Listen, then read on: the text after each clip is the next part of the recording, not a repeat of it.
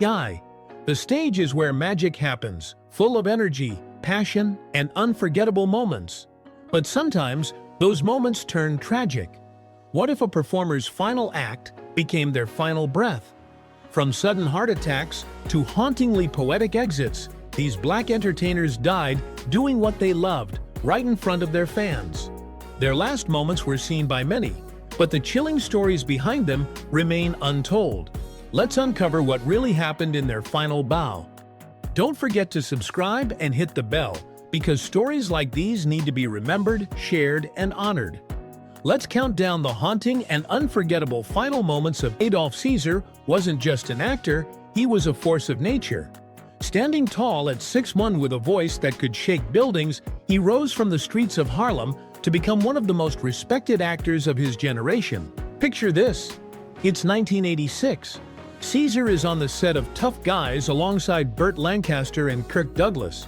He's 52 years old, at the peak of his career. The cameras are rolling, and suddenly, he grabs his chest. The crew thinks he's acting. I mean, this is Adolf Caesar, the man who could make you believe anything. But this wasn't a performance. This was his heart giving out, right there on set, in front of everyone. Caesar had spent decades perfecting his craft.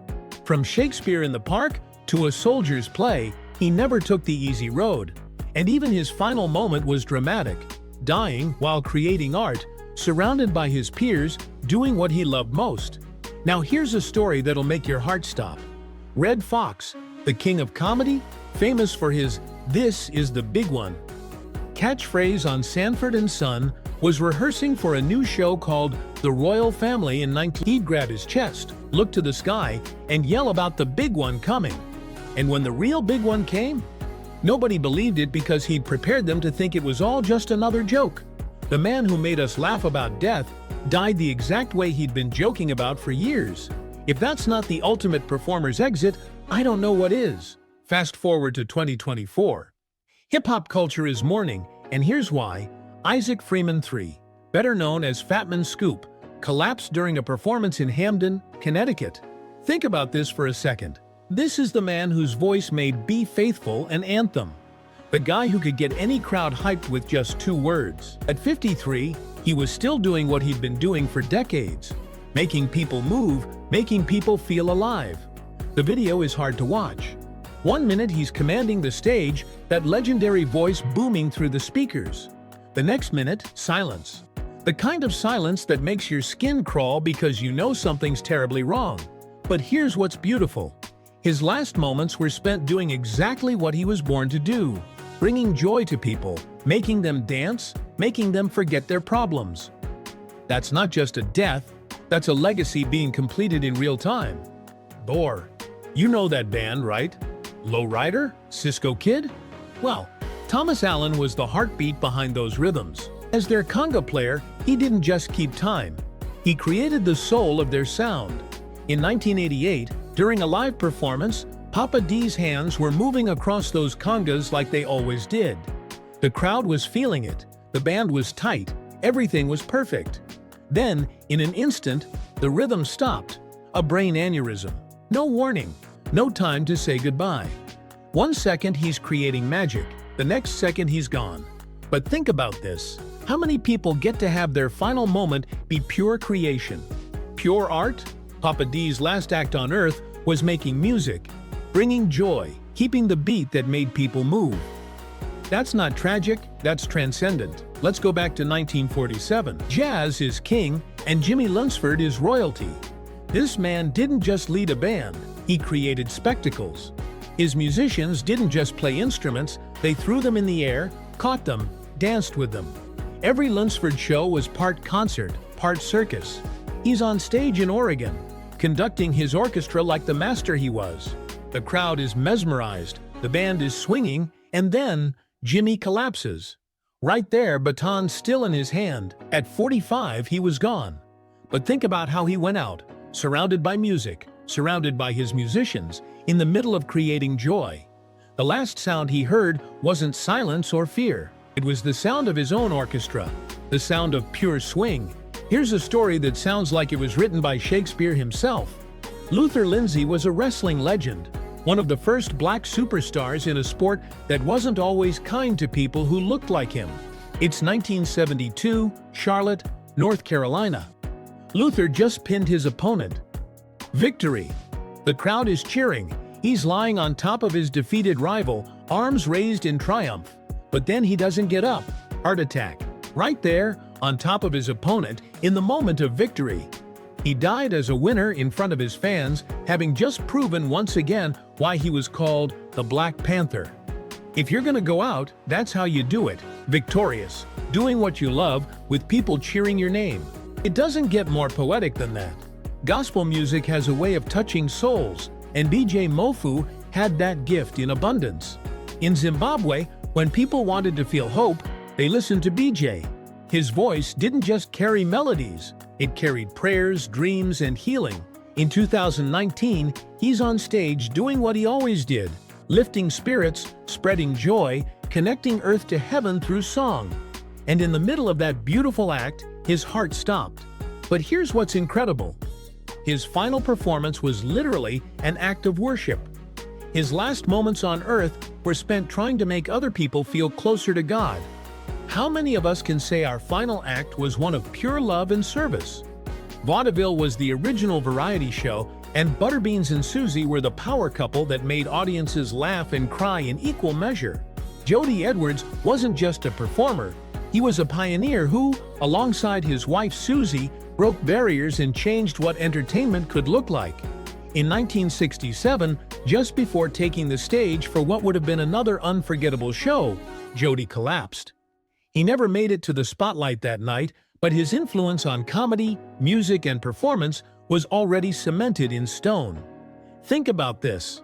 He spent his entire career making people happy, and he died trying to get on stage to make people happy one more time. That's not just dedication, that's pure love for the craft. This story will give you chills. Lil Hardin Armstrong wasn't just any jazz pianist, she was Louis Armstrong's wife, mentor, and the woman who helped shape the sound of jazz itself. It's 1971. There's a tribute concert for Louis, who had passed away just months earlier. Lil sits at the piano and begins to play St. Louis Blues, one of Louis's signature songs. As her fingers dance across the keys, playing this tribute to her late husband, her heart gives out. She died playing a love song for Louis. She died at the piano, surrounded by music, honoring the man she loved. If that's not the most romantic and tragic ending ever, I don't know what is. London, 1941. World War II is raging, but people still need joy. They still need music. And Ken Snakehips Johnson was giving it to them at the Café de Paris, one of London's most glamorous night spots. Picture this. He's on stage with his West Indian Dance Orchestra, bringing Caribbean rhythms to war-torn London. People are dancing, forgetting their fears, losing themselves in the music. Then, without warning, a German bomb hits the building. Brazil, 2013. MC Deleste is only 20 years old, but he's already a voice for the voiceless. His funk lyrics talk about real life, real struggles, real hope. He's performing at an outdoor concert in Sao Paulo when shots ring out. He was killed on stage, in front of his fans, while doing what he loved most, giving voice to his community's struggles and dreams. At just 20, he became a martyr for Brazilian funk culture.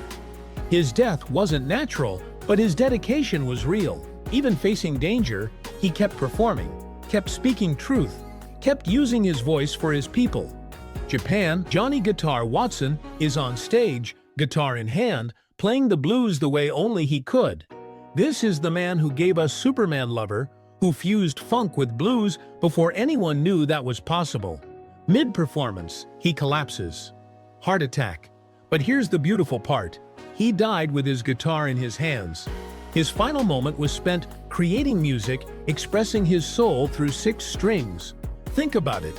Johnny spent his whole life speaking through his guitar, and his final words were musical notes. That's not just poetic, that's the most honest death an artist could ask for. Some musicians just have rhythm in their blood.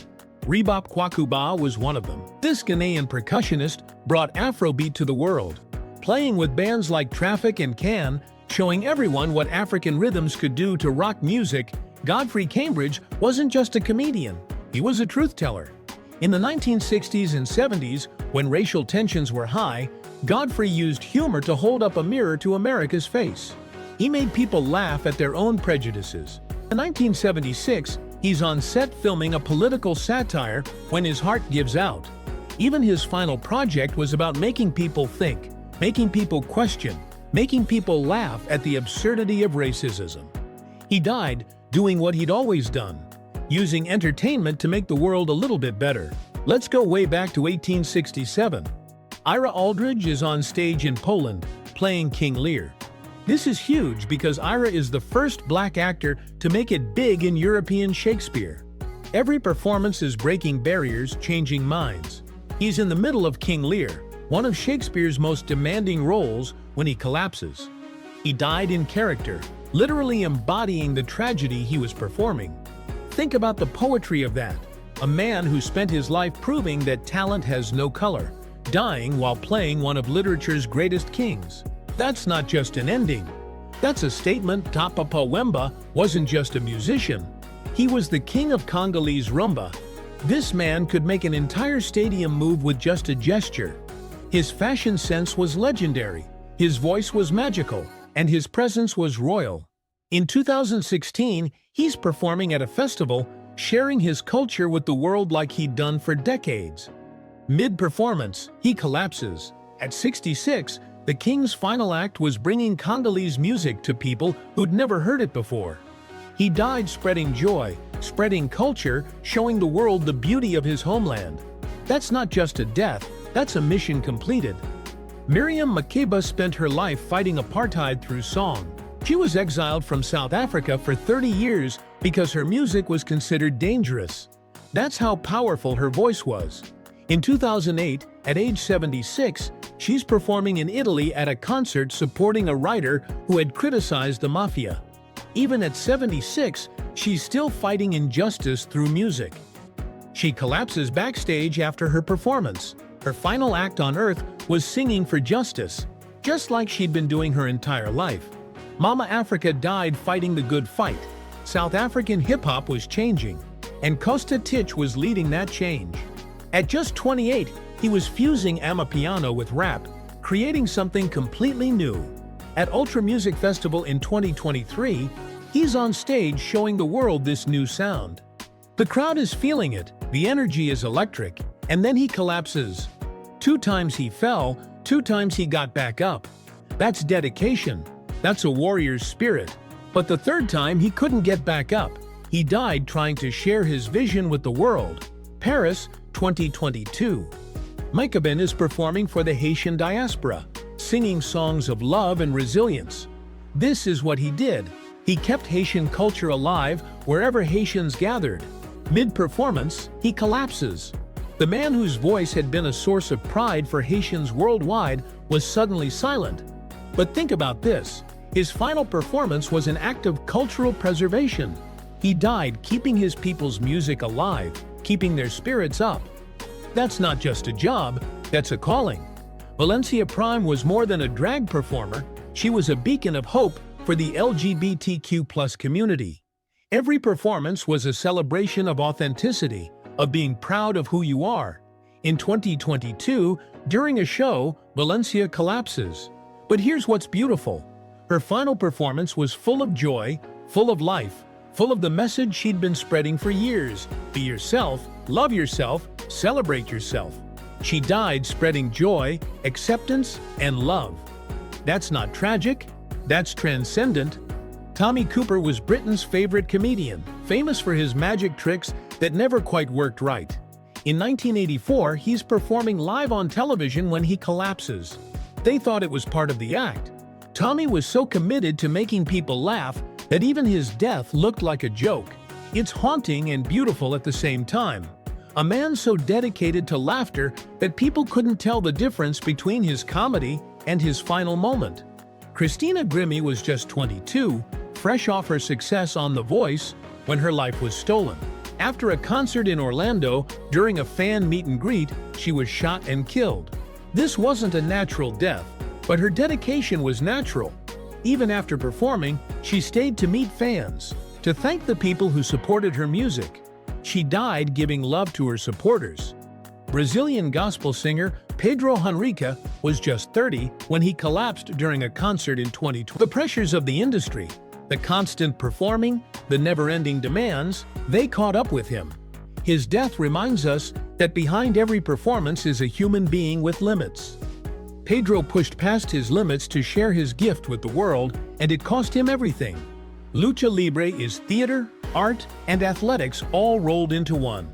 Silver King was a master of this art form, bringing Mexican wrestling culture to international audiences. In 2019, during a match in London, he collapses. The audience thinks it's part of the show. Lucha Libre is known for dramatic moments. But this drama was real. He died in the ring, in character, giving everything for his art. That's what Lucha Libre is about. Total commitment to the performance. Juan Carlos Formel carried on his father's musical legacy, keeping Cuban music alive in a new generation. In 2023, during a performance in the Bronx, his heart gave out. He died sharing his culture, honoring his father's memory, keeping Cuban music alive for Cuban Americans who needed that connection to home. His final note wasn't just music, it was love, heritage, and connection. These were completions. Each of these artists died doing exactly what they were born to do. They didn't die in hospital beds or nursing homes. They died on stages, in front of audiences, sharing their gifts until the very last second. They died as artists, as entertainers, as people who understood that their purpose was to bring joy, culture, and truth to the world. Their stages became their altars. Their final performances became their eulogies. And their last moments became proof that some people love their art so much, they literally can't live without it. But here's the beautiful part. Their work lives on. Every time someone watches their films, listens to their music, or remembers their performances, these artists come back to life. Death couldn't stop their art, it just gave it a different kind of power. So here's my question for you. Which of these stories moved you the most? Which one made you think about the price of artistry? Drop a comment below and let's honor these legends together. And if you believe in keeping their memories alive, hit that like button and subscribe. Because stories like these don't just deserve to be told, they deserve to be remembered. Remember to like this video if it touched your heart, subscribe for more powerful stories, and hit that notification bell. These artists gave everything for their craft. The least we can do is make sure their stories live on.